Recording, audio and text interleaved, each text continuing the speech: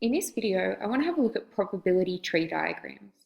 So we've had a look at tree diagrams before, but in this video we're going to have a look at how they work when our outcomes aren't equally likely. So when there's a situation like that, we're going to display the probability of each outcome along each of the branches. So let's have a look at a few examples. So our first example says that Holly drives through two sets of traffic lights on her way to work. The probability of each light being red when she gets to it is 0.8 and 0.35 respectively. It asks us to use a probability tree diagram to answer the following questions. So before we even look at the questions, let's draw our diagram. So we've got the first traffic light can either be red or it can be not red. So either green or orange. But because there's two other options and we only care whether it's red or it's not, we're going to use the notation that's red and then put a little squiggle above it. So that means not red. So our light can be either be red or not red for the first traffic light. And then for our second traffic light, we've got the same options. It can either be red or it can be not red. Now this is what our tree diagram would look like if everything was equally likely, if she was just as likely to get a red light as she was to get not a red light. But we know that's not the case. So for this first traffic light, we know that the probability of it being red is 0.8. So we're going to write 0.8 just here. So she's got a 0.8 chance of getting a red light, which means that to not get a red light, there'd be a 0.2 chance. So it's whatever's left over to make it up to a whole probability, a probability of 1. So those two things are complementary events. So that's our first traffic light. Our second traffic light has a probability of being red of 0.35. So we'll put those on our red branches. And the complementary event of that is not red. So we're going to go 1 minus 0.35 and we end up with 0.65. So there's a 0.65 probability that it will not be red. Okay, so now we can use that diagram to solve our problems. So question A, the probability that she does not need to stop at either red light. So the only way that can happen is if she comes along this branch and then along this branch. So the probability, she would have to get not a red light and then not a red light again. So the first branch was a 0.2 probability. And that second step, so that's coming down here, and then the second not red light would have a probability of 0.65. So we're multiplying each of the branches, multiplying the probability at each stage, and we would end up with 0.13. So she's got a probability of 0.13 of not getting a red light at all. All right, for question B. So we've got, what is the probability that Holly needs to stop at one red light? So exactly one, we don't want to stopping at both, but what's the probability that she needs to stop at one red light? So the way that can happen is she can either get a red light and then not a red light, or she can get not a red light and then a red light.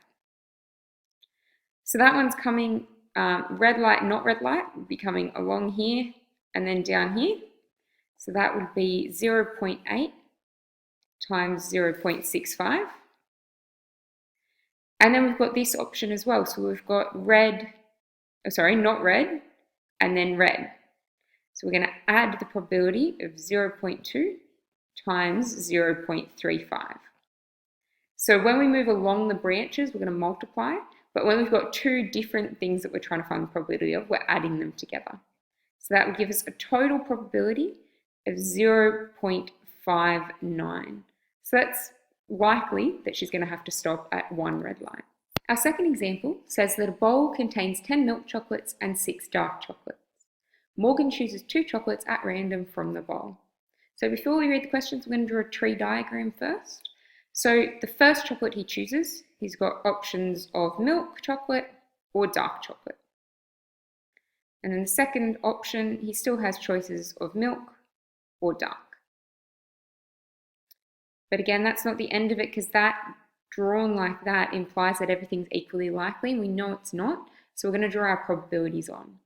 So for when he's choosing this first chocolate, he's got 10 milk ones out of a total of 16 chocolates. So there's a 10 out of 16 chance that he'll choose a milk chocolate. And we could simplify that fraction, but we don't need to for now, and it's going to get a little bit messy if we start doing that. For our dark chocolate, he's got 6 out of 16 to choose from. Okay, for this second branch, this gets slightly more complicated. If he's chosen a milk chocolate as his first chocolate, then that means in his second choice, there's only 9 milk chocolates left out of 15 in the bowl.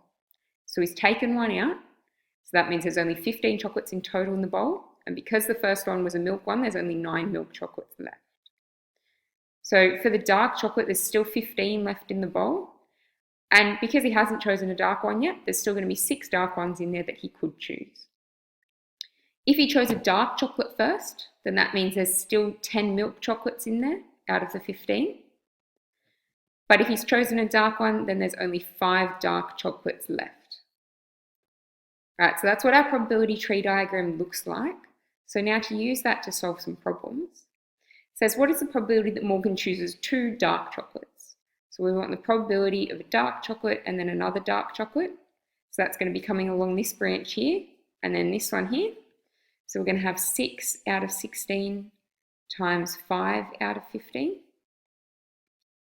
And that would give us 1 in 8. So there's a 1 in 8 probability that he'll choose 2 dark chocolates. For part B, it says what is the probability that Morgan chooses at least 1 dark chocolate? So at least 1, we could have him choose milk and then dark. We could have him choose dark and then milk. So that's exactly one dark chocolate. But because it says at least 1, we also have the possibility that he could choose 2 dark chocolates, so that branch and that branch. So we could figure out each of those 3 probabilities separately and add them all together. But the shorter way to do this question is to recognize that the only branch he doesn't go along is milk, milk. So those are complementary events. Choosing 2 milk chocolates and choosing at least 1 dark chocolate are complementary events. So instead of finding 3 things separately and adding them, we're going to go 1 minus the probability of choosing 2 milk chocolates. So that would give us 1 minus 10 over 16 times 9 over 15.